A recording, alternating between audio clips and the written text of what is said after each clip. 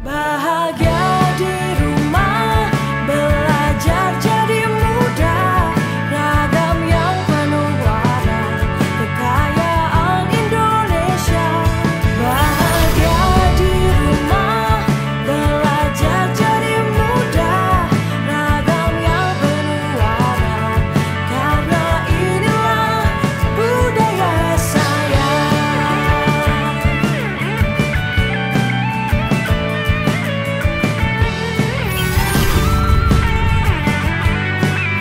Budaya saya.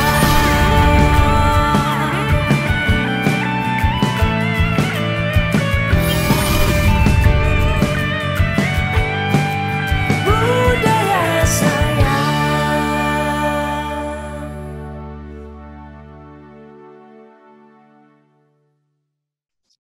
Assalamualaikum warahmatullahi wabarakatuh. Selamat pagi, halo sahabat museum. Kembali lagi di acara Bincang Daring, Bincang Santai bersama Museum Sumpah Pemuda. Sangat spesial di edisi ke-6 Bincang Daring kali ini bertepatan dengan Hari Museum Internasional yang kita peringati setiap tanggal 18 Mei. Nah, untuk itu sudah hadir bersama kita, di tengah kita semua, 2 orang bintang tamu yang sangat spesial.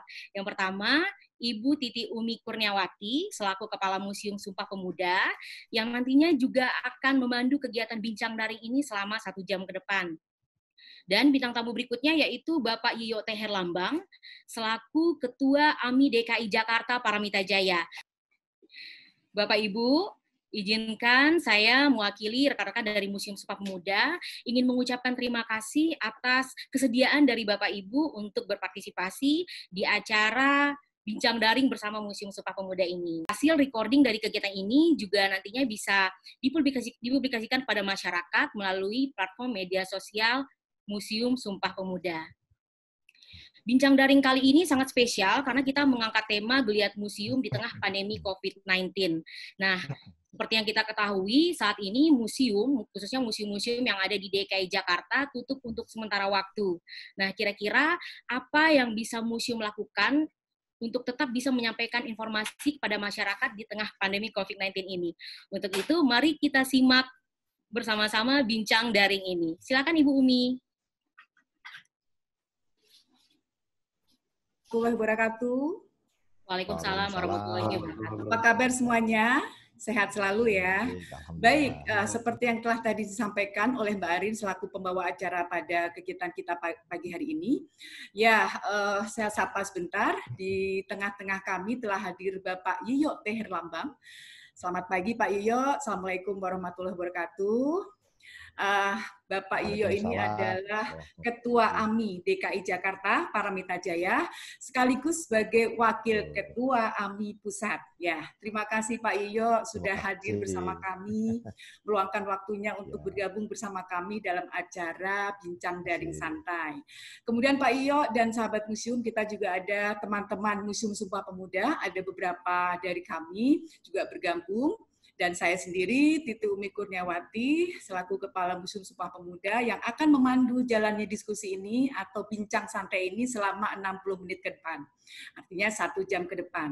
Ya, Pak Yiyo, kalau kita tadi sudah disampaikan oleh pembawa acara bahwa bincang kita ini adalah memang dalam rangka Hari Museum Internasional, di mana tepat pada hari ini yaitu 18 Mei 2020 adalah Hari Museum Internasional, di mana seluruh museum di dunia ini juga merayakannya, dan pagi hari ini Museum Sumpah Pemuda juga merayakannya, akan membahas tentang geliat museum di tengah pandemi COVID.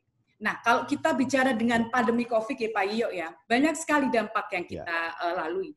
Dampak itu luas sekali dampaknya dari segi ekonomi, sosial, politik, hukum, bahkan budaya. Nah, kami sendiri Pak ya, dari museum pun terkena dampaknya.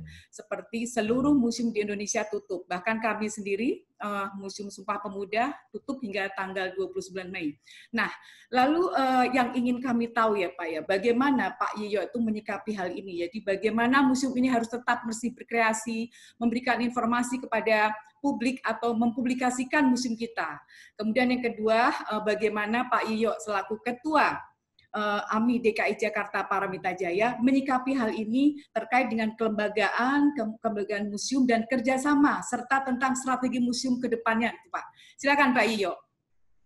Baik, terima kasih Bu Umi. Assalamualaikum warahmatullahi wabarakatuh. Waalaikumsalam warahmatullahi wabarakatuh. Kita semua. Baik teman-teman dari Museum Sumpah Pemuda dan yang bergabung di acara ini. Pertama-tama saya ingin mengucapkan selamat Hari Museum Internasional yang setiap tanggal 18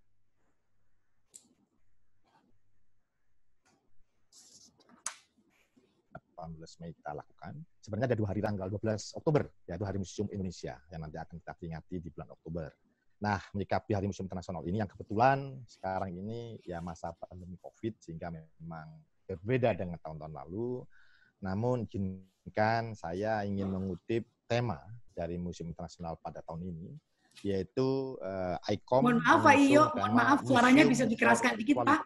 Diversity and Inclusion. Itu artinya adalah bahwa museum ini, jadi sudah jelas suara? Ya, sekarang lebih jelas. Terima kasih Pak Iyo. Baik, maaf ya, saya ulangi lagi bahwa terlebih dahulu saya ingin mengucapkan Hari Museum Internasional bahwa di tahun ini 2020 menggunakan tema Museum for Equality, Diversity and Inclusion. Artinya museum untuk kesetaraan, keragaman dan penyertaan. Kalau saya mengutip tema ini adalah memang di mana tema ini bagaimana pentingnya pertukaran budaya, pengayaan budaya, namun keanekaragaman dan penyertaan harus tidak menjadi suatu disparitas antara museum dengan pengunjungnya.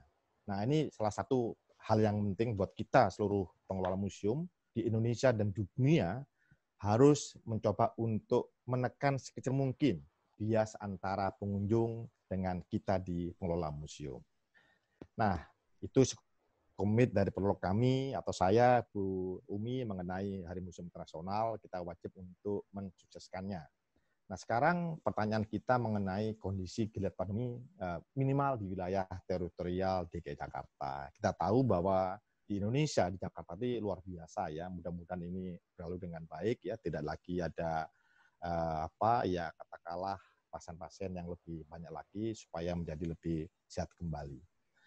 Nah, bicara soal museum, maka mau tidak mau memang sedikit berbeda ya Bumi dengan kondisi-kondisi sebelumnya. Dengan kondisi yang seperti ini, maka arahan pemerintah dalam hal ini melalui Presiden, kita diberikan PSBB, program sosial berskala besar, kemudian kita tidak boleh melakukan yang namanya meeting-meeting, pertemuan-pertemuan, maka kita harus wajib dan taat melakukan yang namanya protokol kesehatan dalam rangka mengantisipasi atau membasmi atau menekan penyebaran COVID-19. Nah, dengan demikian pasti ini akan merupakan sesuatu yang luar biasa buat museum. Bahkan dalam catatan saya, waktu saya baca, ada 2 hal yang sangat terpukul industri seperti Ibu Umi katakan adalah yaitu dari sisi pariwisata dan perjalanan. Itu luar biasa terpukul. Ngomong pariwisata berarti museum termasuk di dalamnya.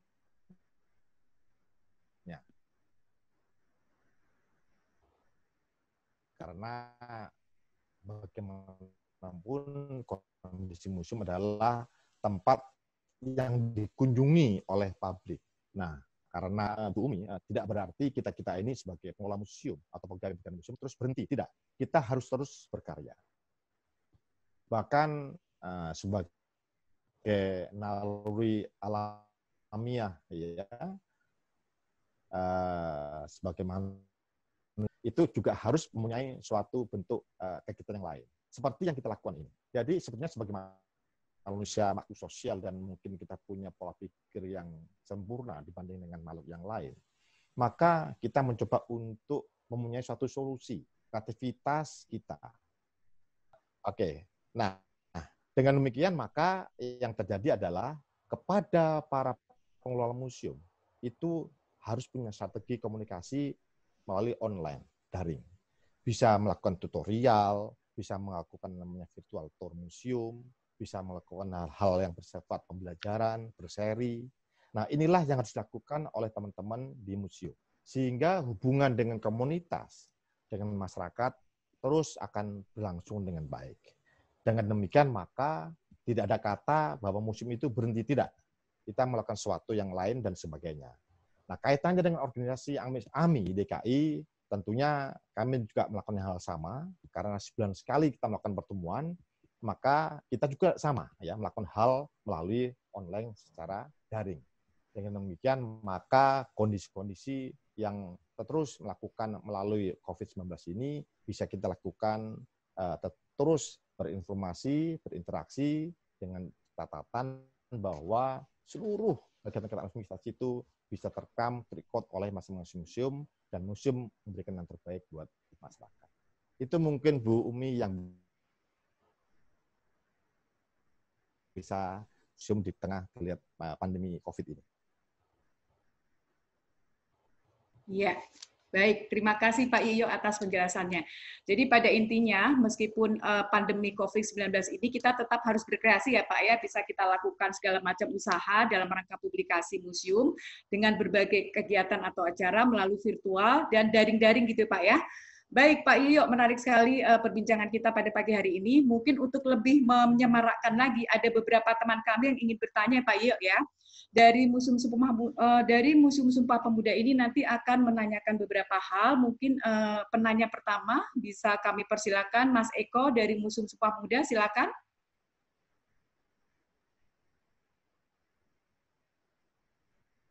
Pak Yo, selamat pagi.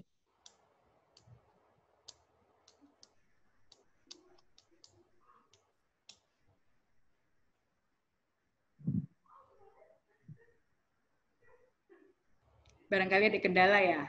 Pak Yoyo, mohon maaf.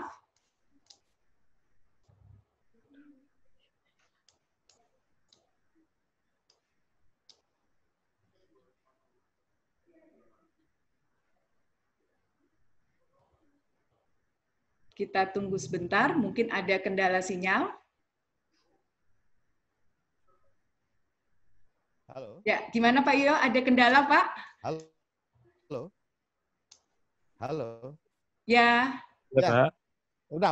Sudah. Oke, baik. Lanjut Mas Eko. Jadi Pak Yoyo, ini ada penanya dari Museum Sumpah Pemuda. Silakan, Bu. Mas Eko akan menanyakan Sudah. Pak tentang diskusi kita pada pagi hari ini. Silakan Mas Eko. Ya, selamat pagi Pak Yo. Iya. Ya, yang ingin saya tanyakan adalah di tengah kondisi seperti ini, bagaimana kabar museum di DKI Jakarta terkait pengelolaan seperti dari tenaga pemuseumannya, perawatan, dan sebagainya. Di sisi lain juga bagaimana kabar museum di bawah wewenang swasta. Itu saja pertanyaan saya, Pak Iyo. Oke, terima kasih Mas Eko ya, Mas Eko Ya, Cian. Mas Eko. Ya, jadi memang museum-museum di bawah pengelolaan swasta memang sedikit agak berbeda ya. Memang mungkin swasta berbeda dengan museum-museum di bawah kelembagaan negara maupun museum-museum di bawah kementerian maupun Pemprov. Nah, mereka mungkin lebih, mohon maaf, lebih kepada tiketing segala macam. Namun demikian, sekali lagi seperti yang saya ungkapkan tadi, bahwa sebetulnya mereka tidak berhenti juga ya. Mereka punya pengelolaan museum, punya SDM, baik dari sisi pengelolaan koleksinya, dari pengelolaan pemasarannya, tata marketingnya, sehingga teman-teman di online, daring. Dari mana daringnya itu? Misalnya contoh dari sisi koleksi misalnya. Dia mencoba untuk membuat kajian-kajian koleksi untuk diviralkan, untuk ditutorialkan, untuk divirtualkan. Dengan demikian memang kalau saya amati beberapa museum seperti Museum Macan, ya, museum mungkin di tempat di Jogja, mungkin di tempat kami juga Lembaga Negara di Museum Bank Indonesia, selalu mengisi edukasi dengan konten-konten podcast. Sehingga intinya bahwa keterlangsungan jarak dan hubungan antara kita dengan komunitas dalam arti masyarakat terus kita bina supaya terus ada. Sehingga museum, harapan museum oleh masyarakat untuk tetap berjalan seperti layaknya sebelum pandemi itu tetap berlangsung. Jadi Mas Eko untuk museum-museum swasta sama gitu ya, walaupun dia sedikit mengalami sesuatu yang ya karena tidak normal seperti sebelum wabah ini, namun teman-teman di swasta tetap melakukan hal-hal tertentu, tetap mengelola museum mereka melalui kegiatan-kegiatan yang bersifat online. Itu Mas Eko. Ya, terima kasih. Gimana Mas Eko atas jawaban Pak Iyo tadi? Jadi pada intinya pemerintah maupun swasta sama aja ya Pak dalam pengelolaan museumnya selama pandemi COVID-19 ini ya Pak ya. Jadi kita tetap harus berkreasi, kemudian tetap mempublikasikan apa-apa yang ada dalam museum kita masing-masing Pak ya. Baik Pak Iyo, ini ada penanya selanjutnya dari sahabat museum. Saya bacakan Pak Iyo ya. Sahabat museum ini dari Mbak Aymar dari Solo. Beliau menanyakan bagaimana sebelum COVID-19 mewabah tentang perkembangan apresiasi milenial terhadap museum. Itu Pak. Jadi bagaimana perkembangan apresiasi milenial terhadap museum sebelum COVID-19. Silakan Pak Yoyo. Oke, jadi sebelum perkembangan COVID-19, memang museum-museum itu agak sedikitnya COVID itu kan membuat kita menjaga jarak, ya kan? Arahan pemerintah harus melakukan PSBB, ya protokol kesehatan. Jadi dari sisi pengunjung, karena memang kalau saya punya data itu kalau di sekitar kawasan Kota Tua itu luar biasa sebetulnya tahun-tahun 2019 hampir 2 juta ya. Tapi ini kalau melihat dari seluruh struktur organisasi atau struktur kawasan di Indonesia itu ditargetkan sebetulnya lebih besar lagi ya. Bahkan para wisata dari sisi yang lebih luas hampir 20 juta wisatawan ingin masuk ke Indonesia. Tapi saya masuk ke museum lagi. Jadi memang sangat sedikit berbeda ya karena COVID ini membuat kita tidak bisa langsung berinteraksi, namun tetap ada unsur-unsur yang berkomunikasi melalui online ini. Nah, tentunya menyikapi hal demikian, maka kami ini berupaya agar seluruh rencana-rencana program yang sudah dilakukan atau yang akan direncanakan akan terus berjalan walaupun tidak seperti halnya di sebelum pandemi. Jadi intinya Bu Umi bahwa dengan kondisi ini kita mencoba berkreasi, berinovasi untuk setiap museum agar tetap dikunjungi oleh para wisatawan, terutama teman-teman di generasi milenial. Gitu. Ya, baik, terima kasih Pak. Jadi intinya tetap harus berkreasi dan berkreasi terus ya Pak ya, untuk mengetahui masyarakat bagaimana kegiatan kita ya. Tetap kita berkarya meskipun dalam kondisi ini ya Pak ya. Baik, terima kasih Pak. Ada pertanyaan lagi Pak. Jadi pertanyaan selanjutnya dari teman kami Museum Sumpah Pemuda juga, yaitu silakan Mas Dwi akan bertanya ke Pak Yiyo. Monggo.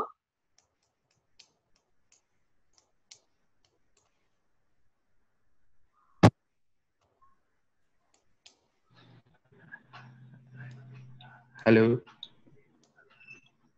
Ya, silakan Mas Dwi.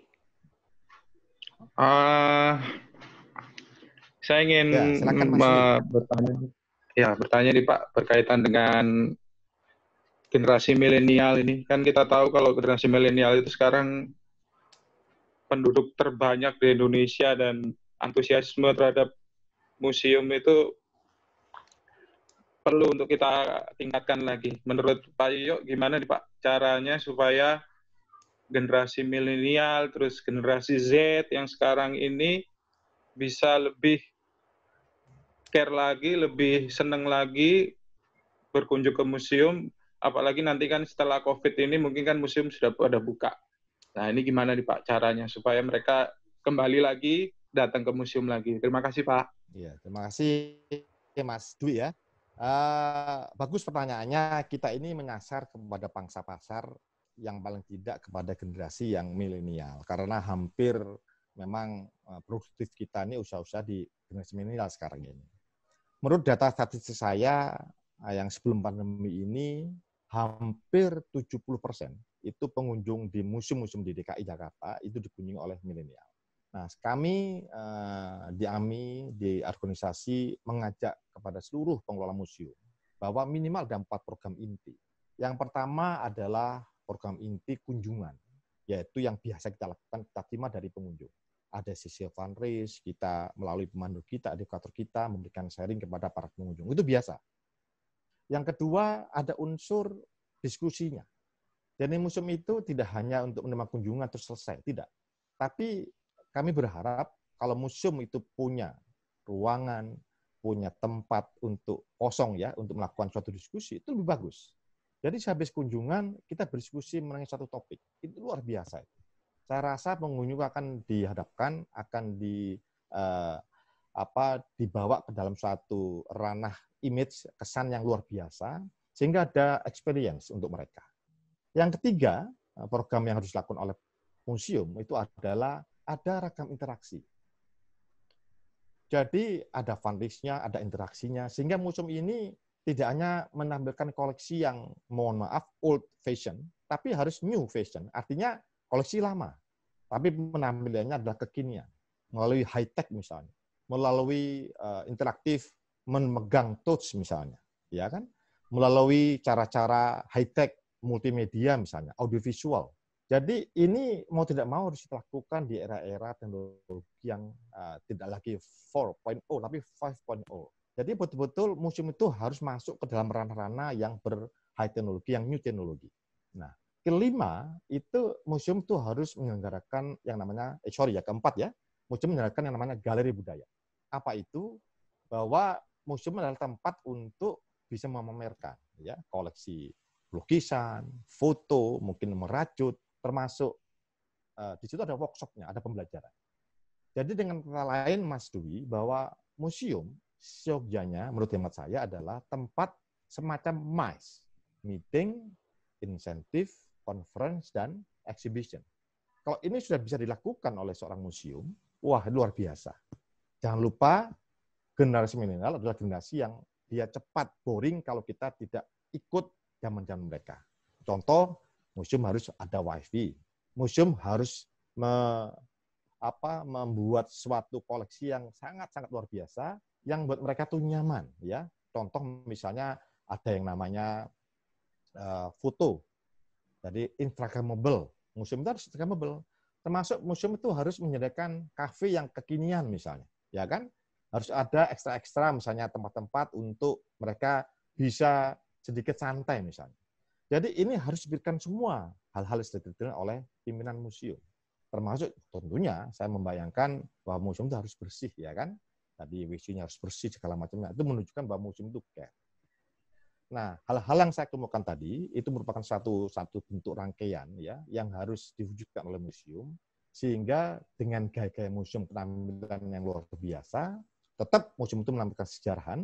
Jangan lupa museum itu time to time dari waktu lalu, sekarang, dan ke depan merupakan pembelajaran, tetapi dikemas sedemikian rupa sehingga masyarakat, terutama teman-teman milenial yang generasi Z sama Y ini betah untuk berlama-lama di museum. Kita merubah mindset mereka bahwa mall itu adalah nomor 2, tapi nomor 1 adalah museum. Itu pertama ya. Yang kedua, kami juga mengajak pemerintah ya kan bahwa prodi-prodi ataupun materi-materi pelajaran itu wajib untuk melakukan kunjungan ke museum. Karena museum adalah pemerhati dan jati diri bangsa Indonesia. Kita bangga tidak hanya di luar negeri ya. Kalau negeri bangga dengan museumnya, kita harus begitu, bangga dengan museum. Itu Mas Dwi jawabannya untuk milenial. Jadi saya ingin sharing mengenai strategi museum-museum dalam rangka dia menarik pengunjung baik itu milenial maupun yang lain. Yang pertama adalah mengenai dukungan dari sumber daya manusia yang unggul dan profesional. Jadi betul-betul teman-teman di museum ini harus berverifikasi, juga harus meningkatkan kompetensinya melalui berbagai fungsi-fungsi pelatihan, ya kan? Nah, ini harus dilakukan. Nah, dengan demikian maka museum itu harus didukung oleh tenaga-tenaga kerja atau tenaga sumber daya manusia yang mumpuni terhadap koleksi, terhadap pemeliharaan, terhadap konservatornya, registrasinya, komunikasinya, program publiknya, dan jangan lupa ada unsur peneliti di sana. Itu untuk sumber daya manusianya. Yang kedua, untuk tata kelola yang akuntabel dan transparan. Jadi museum ini strategi pendukungnya adalah harus punya handbook SOP pengelolaan museum. Jadi dengan demikian maka kerjanya museum ini betul-betul diatur dengan baik. Ya. Syukur-syukur kalau museum itu ikut ISO. ISO yang telah dilakukan beberapa museum itu adalah ISO 9001 2015. Sehingga dengan SOP ini maka pengelolaan dari front office yaitu operasional, di middle itu adalah pengelolaan koleksi, dan di back office adalah mengenai salah satunya administrasi, menjadi lebih jelas pekerjaannya. Nah, SOP itu harus ada dan wajib ada di museum. Ini juga menyangkut soal standarisasi museum yang selama ini dilakukan oleh teman-teman di Kemendikbud di seluruh Indonesia yang diterapkan dalam rangka standarisasi museum. Yang terakhir adalah teknologi yang tepat guna. Jadi sebetulnya museum itu mau tidak mau, suka atau tidak suka, harus melek dengan teknologi. Dalam hal ini ada virtual museum, ya kan? Penerapan teknologi yang memang betul-betul user friendly, ya kan? Kemudian pengembangan database stakeholders juga harus dilakukan, termasuk juga pengembangan database koleksi. Dengan demikian maka teknologi yang tepat guna ini menjadi salah satu unsur yang menarik pengunjung yang rata-rata di kalangan milenial. Nah, inilah strategi-strategi pendukung yang harus dilakukan sehingga museum itu menjadi konsep learning, ya, itu pembelajaran, ya, mengandung konsep inspiring, dia menginspirasi, ada nilai-nilai value di sana sebagai living monument dan living culture, dan termasuk di situ ada akses yang mudah atau easy akses untuk museum. Dengan demikian, strategi-strategi yang dilakukan oleh museum itu menjadi salah satu hal yang sangat baik dan benar, dan ini menambah senangnya masyarakat untuk masuk di museum. Itu yang pertama ditambahkan ya Mbak Editnya. Yang kedua tadi, saya mengenai new normal, yaitu selain menyusun SOP atau membentuk penanganan task force museum, maka saya tadi lupa bahwa ada satu lagi yang khusus, yaitu bahwa protokol penanganan museum mengenai COVID ini tidak hanya terbatas kepada aspek manusianya di internal museum, tetapi cara kerjanya. Ada proses dan teknologi, termasuk dengan eksternal museum. Yaitu siapa? Pemasoknya, ada mitranya, termasuk stakeholders tadi. Itu tadi saya tambahkan mengenai new normal. Sehingga komplit kiranya SOP yang harus dilakukan oleh museum, termasuk hal-hal rigid dan detail untuk mengantisipasi supaya new normal itu menjadi sesuatu yang terbiasa di museum, dan kita tetap mengindahkan arahan pemerintah, yaitu tetap sehat, menjaga supaya COVID itu tidak bisa dikembangbiakkan. Itu tambahan dari saya, Mbak. Terima kasih. Terima kasih. Oke, terima kasih Pak. Ya, gimana Mas Dwi? Masih kurang puas atau sudah puas? Jadi Sudah, memang terima kasih Pak Yo. Jadi intinya memang kita tidak boleh stuck ya. Jadi museum itu harus ramah lingkungan. Kita juga harus mengikuti perkembangan zaman, mengikuti perkembangan teknologi supaya tidak ketinggalan ya. Dan museum itu jangan dijadikan hanya sebagai fashion ya Pak ya, tapi sesuatu yang bisa mengedukasi masyarakat, dan masyarakat itu untuk kembali lagi ke museum kita gitu ya Pak ya. Baik Pak Iyo, terima kasih. Masih ada beberapa pertanyaan lagi, yaitu ini dari teman kami juga dari Museum Sumpah Pemuda, Mas Bakti, silakan yang akan bertanya. Monggo silakan Mas Bakti. Betul. Ya, terima kasih atas kesempatan yang diberikan, Bu. Begini Pak Yoyo, ini terkait dengan promosi museum. Nah, begini Pak, bagaimana sih caranya agar museum bisa bekerja sama dengan komunitas-komunitas gitu Pak?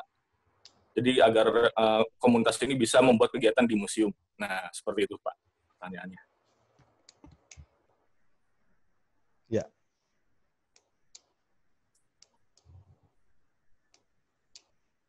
Ya. Gimana? Diulangi sedikit, Mas Wisnu ya? Ya, betul Pak. Terkait ini Pak, bekerja sama dengan komunitas. Oke. Oke, paham saya. Oke, baik, Mas Wisnu, terima kasih. Jadi museum itu pada dasarnya tidak bisa berdiri sendiri. Ada engagement dengan stakeholders. Engagement itu adalah ikut membuat partisipasi masyarakat, baik dari sisi komunitas, baik dari sisi pelajar dan segala macamnya ya. Ya, jadi memang tujuan akhir salah satunya museum itu adalah memang bagaimana komunitas ini berperan serta aktif di sana.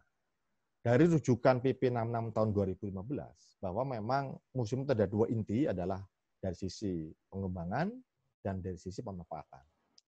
Nah, pengembangan itu kaitan dengan kajian. Ya, ada kajian koleksi, kajian program, kajian pengelola museum sendiri, dan kajian pengunjung. Yang terakhir ada juga kerjasama. Jadi kalau museum itu modern berpikirnya, maka pasti museum itu berbasis riset. Jadi tidak bisa museum itu tinggal punya koleksi masa lalu terus diam, enggak. Jadi museum itu selain ada pimpinan museumnya, kemudian ditunjang oleh tenaga teknis dan tenaga administrasi, ada unsur risetnya di sana. Makanya kita harus bekerjasama dengan akademisi, ya, dengan institusi lembaga, termasuk komunitas. Itu dari sisi riset. Nah, dari sisi lain, kalau kita punya kegiatan-kegiatan yang tadi saya kemukakan, museum itu menjadi suatu bentuk tempat mais, maka komunitas itu pasti punya berbagai aktivitas yang luar biasa. Ada komunitas sanggar tari, ada komunitas budaya, jelajah, historia. Ini kita bisa manfaatkan di mana kita punya event yang mungkin satu visi sama mereka. Jadi enak kita berkolaborasi. Jadi contoh museum itu adalah dia harus berkolaborasi dan juga dia harus bersinergi. Dengan demikian maka komunitas ini pasti diperlukan oleh museum. Tidak bisa museum itu berdiri sendiri. Nah, sesuai dengan arahan juga dalam PP, termasuk kita juga mengembangkan kerjasama dengan seluruh stakeholders, maka museum itu akan menjadi semakin baik, dan juga tema kita adalah equality, diversity, dan inclusion, di mana kita mencoba menggapkan semakin kecil antara persepsi kita di internal dengan mereka adalah komunitas. Dan demikian saya yakin museum-museum ini menjadi lebih baik. Saya melihat misalnya contoh Museum Nasional, hari Sabtu Minggu dia menyelenggarakan sanggar tari, ya kan bagus. Nggak ada kaitannya sama koleksi, tetapi justru berkaitan dengan komunitas-komunitas, maka memang museum itu menjadi emas yang luar biasa. Sumpah Pemuda misalnya, dia menyelenggarakan hal-hal yang luar biasa mengenai kepemudaan, ya kan? Sering saya melihat ada lomba-lomba, ada diskusi, sangat bagus sekali. Sehingga makna dan manfaat daripada museum ini menjadi sangat-sangat dirasakan oleh masyarakat. Itu Mas Wisnu. Terima kasih. Gimana Mas Bakti? Cukup? Ya, terima kasih Bu, sudah terjawab. Ya. Baik, terima kasih. Ya Pak Yoyo, kita masih ada beberapa pertanyaan lagi Pak. Ini datangnya dari sahabat museum Pak, dari Padang, saya bacakan ya. Jadi dari Padang ini namanya Kamea, dari sahabat museum Padang. Beliau menanyakan bagaimana pandangan AMI DKI Jakarta terhadap konsep new normal, kiranya apa yang akan dilakukan setelah pandemi. Gitu Pak, silakan. Ya, terima kasih Bu Umi, luar biasa memang itu harus kita pikirkan ya. Pandemi ini wabah yang luar biasa menyerang negara kita dan kita terkena dampaknya ya. Saya membayangkan konsep new normal. Jadi nggak mungkin kita basic to normal yang lalu ya. Saya bilang old normal yang lalu ya. Sekarang new normal. Jadi bentuk life kita, kehidupan kita yang new. Artinya apa? Sekarang aja karena ada pandemi maka kita harus berjaga jarak. Ada social distancing, ada PSBB. Nah, tidak cukup demikian. Maka nantinya kepada museum-museum yang biasanya tidak melakukan hal itu harus dilakukan. Contohnya apa? Museum misalnya akan didatangi oleh rombongan, maka museum itu harus menyediakan hand sanitizer. Harus menyediakan pengukur suhu tubuh. Mungkin juga museum harus menyediakan sarung tangan misalnya, ya kan? Juga museum harus punya yang namanya banner-banner atau katakanlah slogan-slogan mengenai bagaimana bercara hidup yang baik, bersih, kemudian bagaimana menghindari COVID-19. Ini harus ada di museum. Apa dampaknya? Otomatis museum harus membuat SOP baru. Maka inilah tugas daripada pengelola museum kepada anak buahnya. Bagaimana SOP itu harus dibuat, ya. Platform yang namanya new normal ini adalah bahwa satu museum itu punya SOP yang luar biasa terhadap untuk pembatasan COVID. Bagaimana menjadi sehat. Nah, ini semua harus dilakukan. Nah, jangan lupa juga kita dalam hal ini juga harus ada suatu bentuk katakanlah positive thinking ya. Kita harus terus menggelorakan semangat kita. Jangan kita juga takut terhadap pandemi ini. Anggap saja ini yang kalau saya menyitir Presiden bahwa kita harus hidup berdamai dengan pandemi COVID ini, bukan berarti kita terus menyerah, tidak. Tetapi justru kita fight ya untuk itu. Kita jangan sampai kalah. kita harus terus berjuang dengan baik. Nah, new normal inilah yang nanti akan dilakukan oleh setiap museum. Maka karena museum tadi saya katakan suatu tempat gedung yang luar biasa, yang dikunjungi banyak publik, wah ini luar biasa nih, maka kita harus berjaga-jaga demi kesehatan. Protokol kesehatan wajib, mau tidak mau, suka tidak suka, harus dilakukan dengan baik dan benar. Bikin SOP protokol kesehatan tentang corona COVID ini, coronavirus, supaya kita sehat. Bikin suatu APD-APD yang disediakan oleh museum, bikin kantin kafe yang sehat dengan segala makanan yang disediakan, sehingga satu sama lain saling menjaga, dan tentunya ritme, aktivitas, rutinitas museum itu akan menjadi lebih baik. Itu Bu Umi, jadi memang itulah yang harus kita siapkan untuk mengatasi new normal bagi museum-museum di Indonesia. Ya, baik, terima kasih Pak Iyo, sangat jelas sekali penjelasannya, dan memang tetap kita harus semangat Pak ya. Memang betul bahwa kita tetap harus menghormati atau melaksanakan protokol, baik itu protokol pariwisata maupun protokol kesehatan, agar untuk bisa memutus mata rantai penularan COVID-19 ini. Ya Pak Iyo, ini masih ada pertanyaan terakhir dari sahabat museum juga Pak Iyo, datangnya dari Manado, yaitu dari Museum Tama. Dari Museum Tama ini menanyakan pesan apa yang bisa disampaikan oleh Pak Yiyo selaku Ketua AMI DKI Jakarta kepada sahabat museum di rumah dalam peringatan Hari Museum Internasional di tengah pandemi COVID-19 ini. Silakan Pak Yiyo. Ya, baik. Terima kasih Bu Umi. Luar biasa memang dalam kaitannya suasana pandemi ini, kita semua tahu dan sadar kita tidak akan keluar rumah ya. Stay di home ya, keep safe dan stay healthy dan segala macam, itu slogan yang kita dengungkan. Begitu ngomong stay home, nah berarti kita tidak boleh keluar rumah. Itu adalah salah satu protokol kesehatan dalam rangka mengantisipasi penyebaran COVID-19. Apa yang harus dilakukan oleh sahabat-sahabat museum kita? Tadi saya sudah sedikit menyinggung bahwa museum harus selalu memberikan konten-konten yang baru melalui online, melalui platform daring. Ini harus kita lakukan. Sehingga yang tadinya sahabat-sahabat museum itu ingin keluar, ingin melihat museum karena dia sangat memerhati museum, dia akan terobati dengan adanya museum-museum membuat karya-karya melalui daring. Bisa melalui tutorial, ya berseri, bisa melalui tour virtual, bisa melalui streaming live dan segala macam. Itu kreativitas dan inovasi masing-masing museum. Sehingga kita yakini dengan kita membuat kreativitas seperti itu, maka teman-teman sahabat museum kita akan merasa terobati. Yang kedua, terus terang himbauan saya juga kepada teman-teman sahabat museum itu, tolong tetap juga, karena masalah ini adalah masalah tetap di rumah, bukan berarti terus di rumah tidak ngapa-ngapain. Justru ada hikmah di balik itu. Artinya teman-teman sahabat museum itu bisa melakukan hal-hal yang positif dengan terus mencari tahu apa itu pengetahuan atau wawasan. Intinya bahwa kita harus update terhadap kekinian. Jadi update yang inilah yang harus sahabat-sahabat museum itu lakukan. Terutama misalnya dari sisi museum misalnya. Ini banyak sekali harus kita lakukan. Lihat misalnya tema mengenai koleksi. Banyak museum-museum menyediakan online mengenai koleksi. Mengenai katakanlah marketingnya seperti apa, event-event live streamingnya seperti apa. Nah ini juga kita lakukan. Bahkan di hari ini pun banyak sekali museum-museum menyediakan kegiatan yang betul-betul terkait dengan pemahaman mengenai pengetahuan museum. Sehingga dengan demikian maka kita mengatakan bahwa ini adalah perubahan ya.